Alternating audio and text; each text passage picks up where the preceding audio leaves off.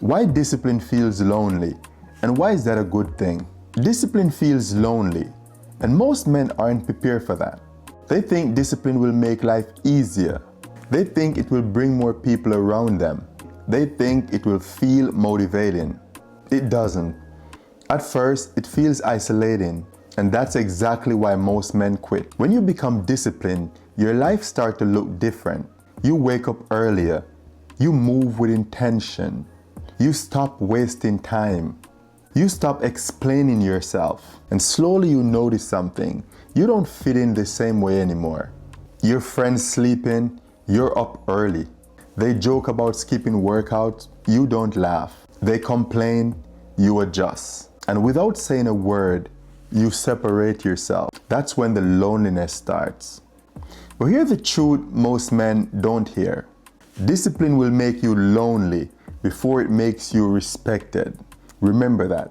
Discipline will make you lonely before it makes you respected. Because when you change, your environment doesn't immediately follow. And most people don't like to be reminded of who they could be. Discipline removes excuses. And when you remove excuses from your own life, you expose them in others. Not by talking, not by preaching, but just by living differently. That's really uncomfortable for people. So they pull away, they joke, they dismiss. They say, you're doing too much. But you're not doing too much. They're doing what most men avoid. They think loneliness means they're doing something wrong. It doesn't. Loneliness is often the price of self-respect. Remember that. When you stop needing validations, you stop chasing crowds. When you stop chasing crowds, you start hearing yourself. Disciplined men spend more time alone, not because they're antisocial, but because they're selective. They understand that not everyone deserves access to their time, their energy, and their attention. Silence becomes productive. Solitude becomes clarity. But let me say this clearly. Loneliness is not the enemy. Weakness is. And weakness thrives in noise. Most men are constantly distracted, always scrolling, always talking, always surrounded by noise. They never sit alone long enough to confront who they really are. Discipline forces that confrontation, and most men run from it. But disciplined men stays. They sit in the silence, they reflect, they build. They don't need applause. They don't need approval. They need progress. Here's the part nobody tells you.